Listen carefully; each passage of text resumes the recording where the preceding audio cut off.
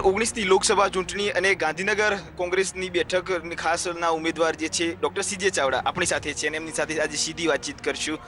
ચાવડા સાહેબ, સૌપ્રથમ વાત કરીશું, આપ એક ડેપ્યુટી કલેક્ટર પણ રહી ચૂક્યા છો. શા માટે આપ રાજકારણમાં આવ્યા? પહેલો સવાલ એ. હું ડેપ્યુટી કલેક્ટર બન્યો એ પહેલાં વેટરનરી ડૉક્ટર હતો અને અંતરિયાળ વિસ્તારમાં ગાયોની અને પશુઓની સેવા કરતો હતો. એનું પુણ્ય એકત્ર થયું એટલે હું ડેપ્યુટી કલેક્ટર બન્યો અને ડેપ્યુટી કલેક્ટરમાં છેલ્લે મુખ્યમંત્રીની ઓફિસમાં અંગત સચિવ તરીકે ફરજ બજાવી.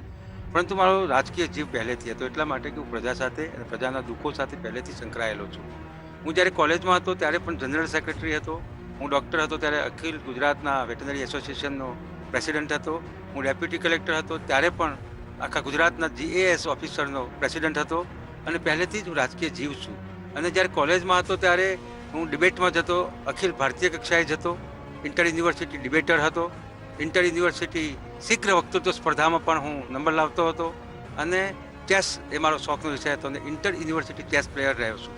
આમ અનેક શોખના વિષયો મારા રાજકીય જીવન સાથે અને પ્રજા જીવન સાથે સંકળાયેલા પહેલેથી જ હતા. અને મેં વિચાર્યું કે ડેપ્યુટી કલેક્ટર તરીકેની મારી વિશિષ્ટ આપીશ તો પણ હું પર્સન ટુ પર્સન સેવા કરી શકીશ, પર્સન ટુ પર્સન. પણ અખિલ સમાજની, આખા સમાજની, આખા ગુજરાત રાજ્યની સેવા કરવી હશે તો મારે રાજકારણમાં જોડાવવું પડશે. અને રાજકારણમાં એ વખતે મને એમ લાગતું હતું કે deputy collector, collector, IAS, IPS કે ડૉક્ટર કે એન્જિનિયર શું કામ ન હોઈ શકે? એવા લોકો પણ હશે તો દેશના વિકાસમાં વધુ ફાળો આપી શકશે. એટલે મેં રાજકારણમાં જોડાયો છું. પછી મેં LLB પણ કર્યું છે અને રાજકારણમાં રહીને 2 વખત ધારાસભ્ય તરીકે રહ્યો છું અને ધારાસભ્ય તરીકે પણ સેવાઓ આપી ચૂક્યો છું. હાલ પણ હું ધારાસભ્ય તરીકે ચાલુ છું.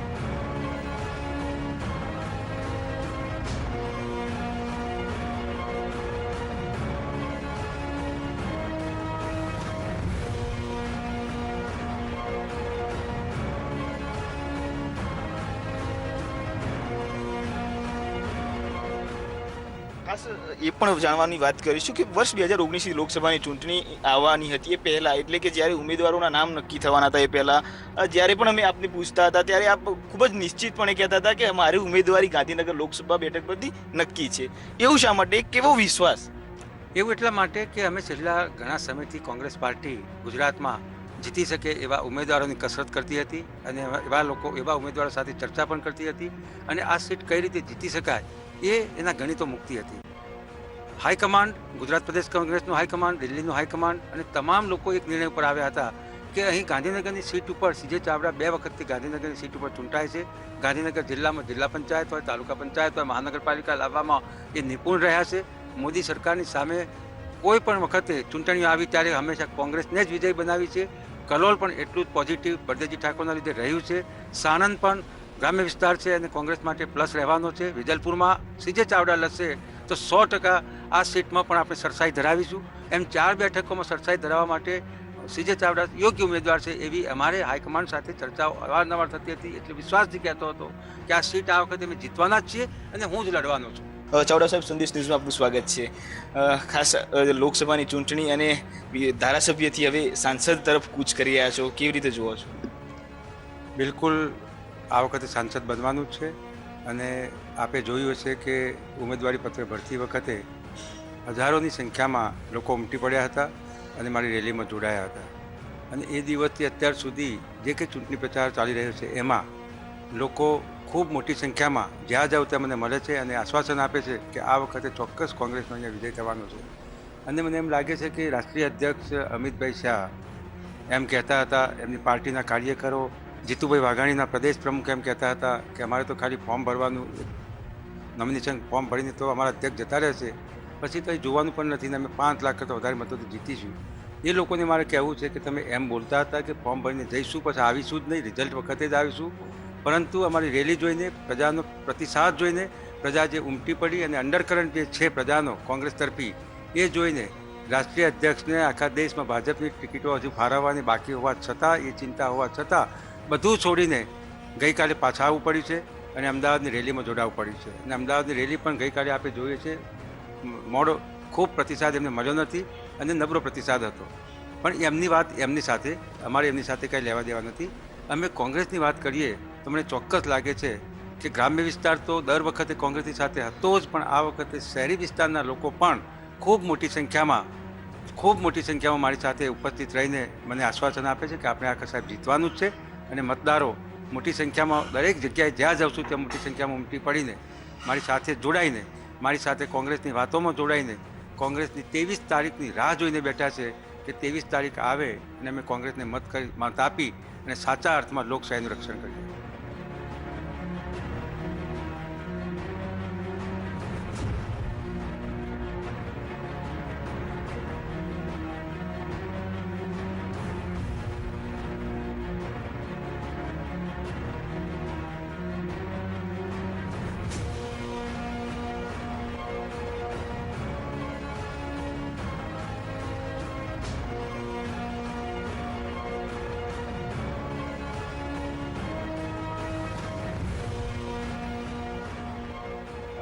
બે 2009ના સીમાંકન બાદ સૌથી મોટી લોકસભા બેઠક 6ઠ્ઠા નંબરની કોઈ હોય તો એ ગાંધીનગરની લોકસભા બેઠક છે.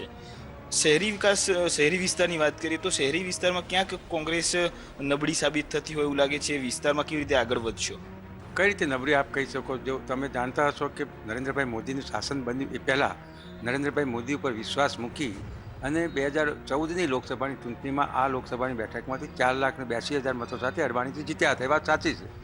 પરંતુ મોદી સરકાર બન્યા પછી, મોદી પ્રધાનમંત્રી બન્યા પછી ખરેખર તો એ મતોમાં વધારો થવો જોઈએ. પણ એ પછી જ્યારે વિધાનસભાની ચૂંટણીઓ આવી ત્યારે આપણે જોયું છે, ગુજરાતની પ્રજાએ જોયું છે અને સમગ્ર દેશની પ્રજાએ જોયું છે કે આ જુમલાવાળી સરકાર અને જુમલાવાળા નેતાઓ આ દેશને ચલાવી શકશે નહીં. એટલા માટે ગુજરાતની આ લોકસભાની બેઠક ઉપર 7 બેઠકોનો સરવાળો કરીએ તો હવે 2,40,000 મતોની જ સરસાઈ રહી છે. અને એમાં સાણંદના કમાભાઈ રાઠોડ જે અપક્ષ તરીકે કોંગ્રેસના મત લઈ ગયા હતા એ બાદ કરીએ તો ફક્ત 2 લાખ મતની સરસાઈ હતી. હવે અમારે આ 2019માં આ લોકસભાની સીટ જીતવા માટે ફક્ત 1 લાખ મત એમનામાંથી તોડીને અમારામાં લાવવાના છે. એમનામાંથી 1 લાખ મત તોડીને અમારામાં લાવવાના છે. અને આ વખતે અમારા તરફી જે જુવાળ છે એના કારણે વધારે વોટિંગ થવાનું છે. એટલે જે વધારે વોટિંગ થવાનું છે એનાથી અમે જીતવાના છીએ. અને એમનામાંથી 1 લાખ વોટ જે તૂટવાના છે એ એટલા માટે તૂટવાના છે કે જે ઉમેદવાર ઊભા છે એમનું વ્યક્તિત્વ એટલું નેગેટિવ છે અને એટલી ખરડાયેલી છબી છે કે લોકો, ભારતીય જનતા પક્ષને માનવાવાળા લોકો પણ આ વખતે કોંગ્રેસને મત આપીને મને વિજય બનાવશે. જાયન્ટ કિલર સાબિત થશો આ બેઠક પરથી?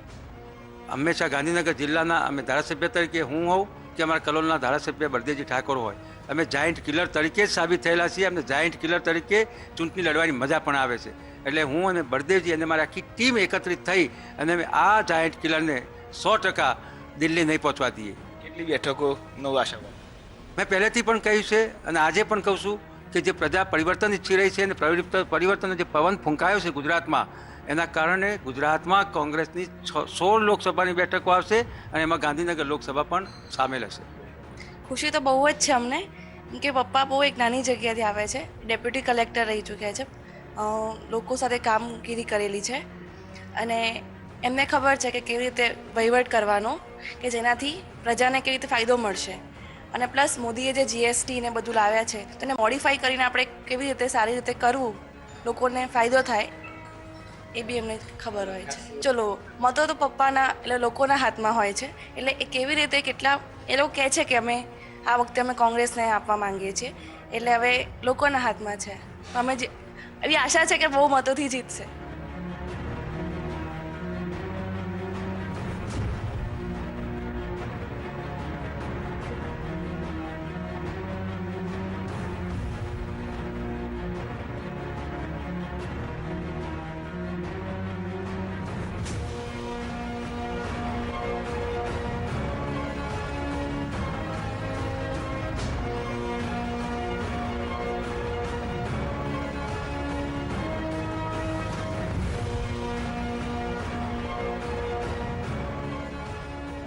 અમારા અંદાજ પ્રમાણે હાલ અમે 1.5 લાખથી મસ્તી જીત્યું. અમે રોજગારી, ખેડૂતોના પ્રશ્નો, હાડમારી, વિકાસ, આ ઘણા બધા મુદ્દા છે જે ભાજપના સરકારની અંદર કામો નથી થયા. એ આદરણીય ડૉક્ટર CJ ચાવડા સાહેબ જો કોંગ્રેસમાંથી જીતશે તો આ એરિયાના વિકાસના કામો થશે. આ નરકાંઠા વિસ્તારમાં ખેડૂતોના પાણીના પ્રશ્નો તો છે જ. ગઈ વખતે જે આંદોલન કર્યું એ વખતે આ ચાલુ સરકારે પોલીસ દમન ખેડૂતો ઉપર એટલો બધો કરેલો કે એના હિસાબે આ વખતે આ ઇલેક્શનની અંદર નળકાંઠાના તમામ ખેડૂત ભાઈઓ કોંગ્રેસને મત આપશે જ. ચાવડા સાહેબ અમારા વિસ્તારના છે અને સતત હાજર રહી લોકોના પ્રશ્નો હલ કરે એવા છે. આમાં મહિલાઓને એમને કશું કોઈ લેવા દેવા જ નથી. એમને ઠીક લાગે તો એવા ઉમેદવારો ઊભા કરવાના.